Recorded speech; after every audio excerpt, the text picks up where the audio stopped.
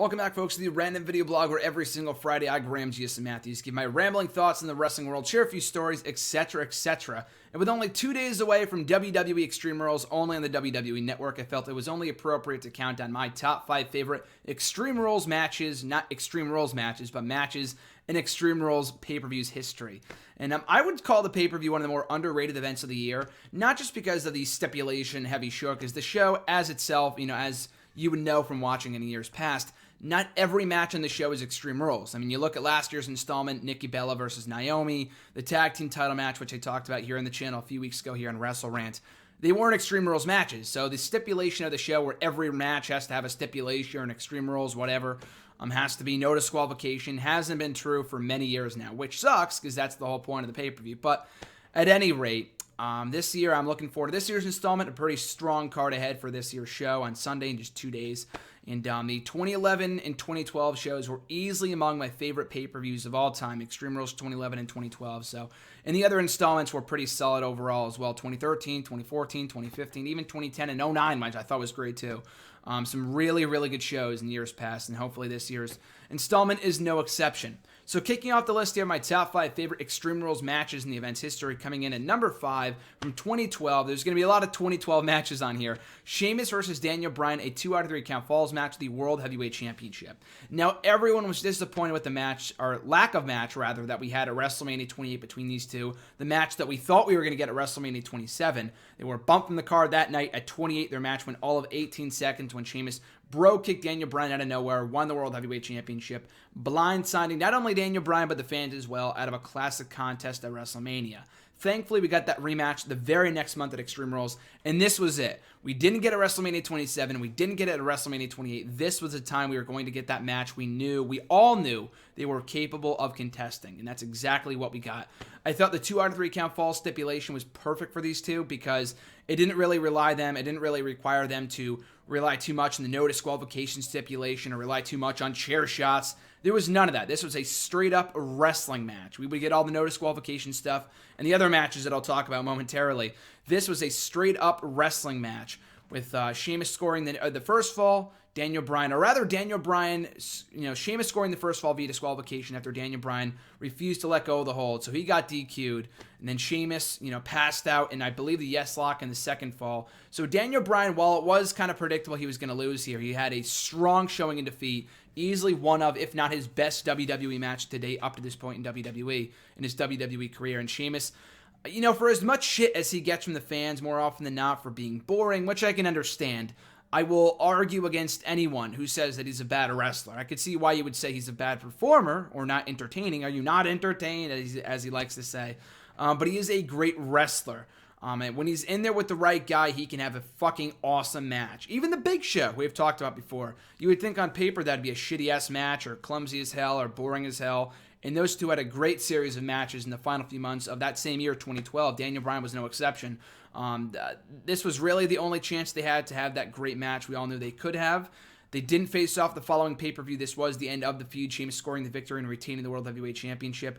No sign of AJ like I thought there would be. AJ Lee was a central focus of this feud at this point in time. She was nowhere to be seen in this match. I think she was shown backstage beforehand, but that was about it. So I was pleasantly surprised there was no interference here, and they would save her involvement in the Daniel Bryan saga for later on when he was feuding with CM Punk, and who we'll get to momentarily as well. Coming up next, also from the 2012 show, John Cena versus Brock Lesnar in the main event, an Extreme Rules match. Brock Lesnar's first WWE match back in nearly 8 years from WrestleMania 20 when he went one-on-one with Goldberg. This had all the hype behind it, and as much as I hated the finish of John Cena winning, which still boggles my mind to this day why they did that, the match itself was an absolute spectacle. They beat the living shit out of each other, and I've said this since then, in the 4 years since, and I think it took place 4 years ago today, which is awesome, so the timing of this video could not be any better. But I would certainly say that Brock Lesnar has always worked better in this type of environment, that no disqualification environment. I mean, look no further than his matches with CM Punk, from SummerSlam 2013. Even the match with Triple H from WrestleMania 29. The match he had with Dean Ambrose. I thought all those matches, no disqualification, were good to great to fucking great. To fucking amazing, to fucking fantastic. This match was no different. Cena and Lesnar took each other to levels I never thought they could, to limits. They pushed past their limits. Brock Lesnar basically just beating the living shit out of John Cena throughout this contest. Shades of their SummerSlam match a few years later from 2014, but without, disqualifications or countouts here. Brock Lesnar was really allowed to go full-fledged badass here against John Cena, busting him open, John Cena pulling out the chain out of nowhere, Lesnar going high risk. It was fucking insane. Just a bloodbath of a match. The referees trying to wipe up the blood, but to no avail. It was a total bloodbath and such a fun matchup. Like I said, the only thing I have against it was John Cena winning. Even an AA on the steel steps should not have been enough to put Brock Lesnar away.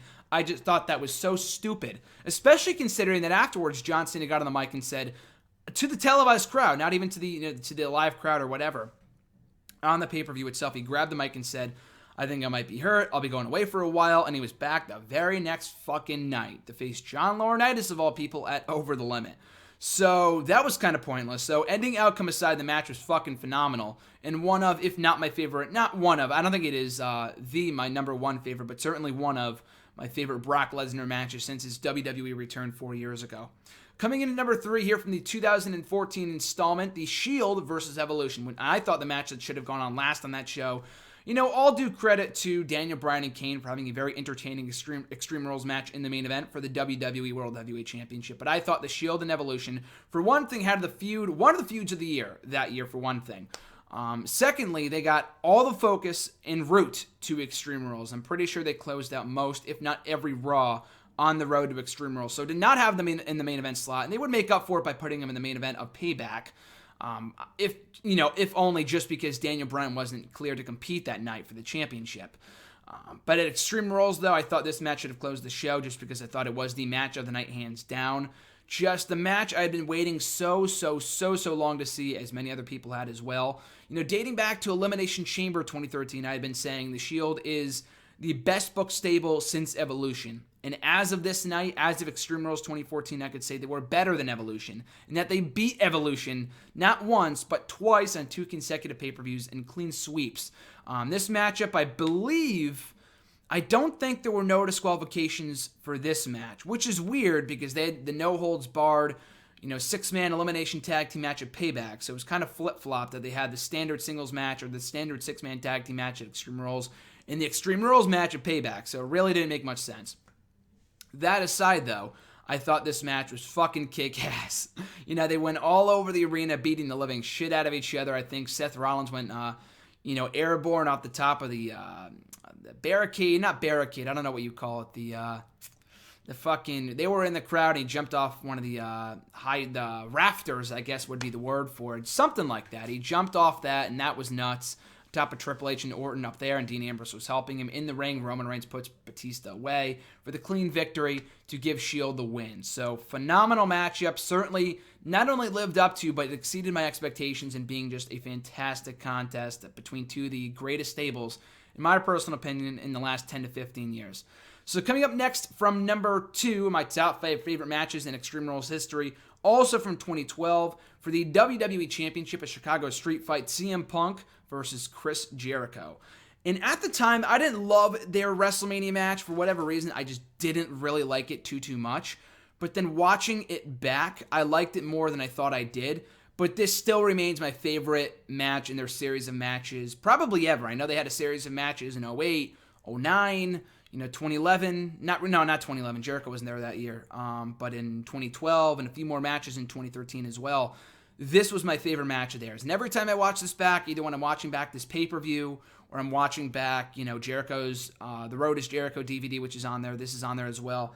I miss CM Punk, and I miss the chemistry these two had together because the feud was really underrated. I thought it was going to be more about, best in the world versus best in the world, but they kind of went past that, added an extra dimension to their program by having Jericho kind of get inside the head of CM Punk by targeting his family, calling his mom and his father and his daughter, and rather his sister, not daughter, alcoholics and drug addicts, and calling CM Punk a bastard, stuff like that. Just an amazing dimension to their feud that really made it feel personal. And that's what made this match so great. CM Punk so badly wanted to get his hands on Chris Jericho, and in the Chicago Street Fight stipulation, in that environment, he could do just that. And the little things about this match is what make me love it so much. The little things like, Jericho and Punk coming into the ring in their street gear. Like, that's awesome. And Jericho talks about that in his newest book. He's talked about it before in his podcast. Like, those are the certain things that they would agree on that would make their feud that much better. Using the kendo stick, the fire extinguisher, which people didn't love. Jericho had Punk in the walls of Jericho. And when he turned around, Punk lit him up with the fire extinguisher. I thought it was a cool spot. I thought that was creative. Maybe other people didn't, but I thought it was cool. And just everything about this match, again, just an all-out brawl, really living up to that Chicago street fight stipulation. If they actually went out on the streets of Chicago, that would be even cooler. But for what this was, a highly entertaining matchup. In the end, CM Punk, I think, hitting not one, but two go-to-sleeps on Chris Jericho to score the victory and retain his WWE Championship. So, like I said earlier, my favorite match and the best match in the series of matches between CM Punk and Chris Jericho, not only from 2012, but probably of all time. And coming down to my number one favorite match in the history of the Extreme Rules pay-per-view. Anyone who has followed me for any stretch of or any period of time should not be surprised by this pick, is from 2011, the ladder match of the World Heavyweight Championship, Alberto Del Rio versus Christian. And the match was originally supposed to be Del Rio versus Edge, and that Edge was going to defend the championship, but of course, due to retiring in mid-April, he was replaced by Christian. So for the vacant World Heavyweight Championship, Christian had just one more match. And of course, this was before the whole one more match storyline, but this was his last chance of achieving glory. And it kind of seemed not predictable. It was not at all predictable. I hate when people call that the outcome of this match, they could see it coming from a mile away. Just because Del Rio moved to Raw and it was like, oh, that means Christian must be winning. It seemed like the plan all along was to give Del Rio the championship, regardless of whether he faced Edge or Christian. It seemed like the plan all along was to have Del Rio win the world championship. If it wasn't at WrestleMania, it was going to be on this show. And even just because he moved to Raw, that didn't make this match predictable. There had been reports for weeks that Del Rio was in line for a major push on Raw, maybe as WWE champion. Maybe once again they were going to be switching the championships, have the WWE title on Raw, and have the World Heavyweight Championship on Raw and the WWE title on SmackDown. It happened before, it could happen again. So anyway, the match itself was a storytelling masterpiece. And I really, really love this show on the whole. I mean, it will be 5 years from this upcoming Sunday, so 5 years to the day. I know this Sunday is Payback, and we're having Extreme Rules, in a couple days. And I know I said at the start of the video, I fucked it up. I'm so sorry. I said we're 2 days away from Extreme Rules. We're actually 2 days away from Payback. Fuck, I don't know why I said that earlier, just because I'm so used to having Extreme Rules first. So I apologize if you were thinking to yourself at the start of the video, why did he say Extreme Rules is in 2 days? It's actually Payback. I'm not recording this a shitload ahead of time where I'm mistaking, I'm making that up, or I'm, screwing up my pay-per-view schedule. I just completely forgot that for whatever reason. I apologize. But anyway, I figured I would put this video out now because I don't know, before that pay-per-view in a few weeks, I don't know what we're going to be doing or whatever. But anyway, so 5 years from this upcoming Sunday. I can't believe I forgot about that until now. But yeah, 5 years ago from this upcoming Sunday did this match happen. And I love watching it back every single year for that one moment of Christian capturing the World Heavyweight Championship, ascending the ladder. When all hope seemed to be lost after interference from Brodus Clay and Ricardo Rodriguez, Del Rio's lackeys at that time, Edge comes in with the one of Del Rio's cars, and he distracts him long enough for Del Rio to be, sent spiraling from the top of the ladder on top of Brodus and Ricardo at ringside, allowing Christian to capitalize, ascend the ladder, and finally fulfill his destiny of becoming the World Heavyweight Champion. Albeit a moment that was short-lived in losing the World Heavyweight Championship 2 days later at the SmackDown tapings. As a moment, more importantly as a match, this was magical. Everything that I love about pro wrestling. And in following WWE, or rather Christian, for many years and being a fan of his, officially since that February, but I had liked him for a couple of years before this. It was so surreal to finally see him get what he had long deserved in the form of a World Heavyweight Championship win. Obviously he's not from Florida, but I think he lives in Florida, and that's where this pay-per-view took place, in Tampa. So it was a really cool moment for him, all the people that had followed him in TNA, all the people that had followed him since the beginning of his WWE tenure in the late 90s were just as happy as I was to see Captain Charisma finally become the World Heavyweight Champion, finally get his just due.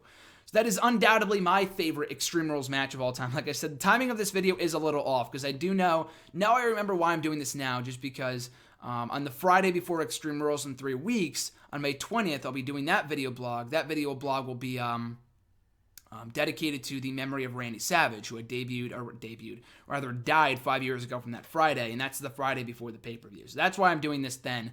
That's why I'm doing this now as opposed to saving it for the Friday before Extreme Rules like I usually do. But anyway, guys, those are my top 5 favorite Extreme Rules matches of all time. I would love to know your list, albeit Payback is in 2 days, not Extreme Rules, but it's never too early to do a match like this, to do a video blog like this. You can tweet me your list on Twitter, at WrestleRant, on Facebook. The page link is down below, but it is facebook.com/Graham.Matthews. Or you can leave a comment in this very video. I'll be sure to, include your comment in next week's video. That's for #AskGSM. I'm all over the place today, people. I'm just so excited for the pay-per-view on Sunday. I'm just fucking up everything here.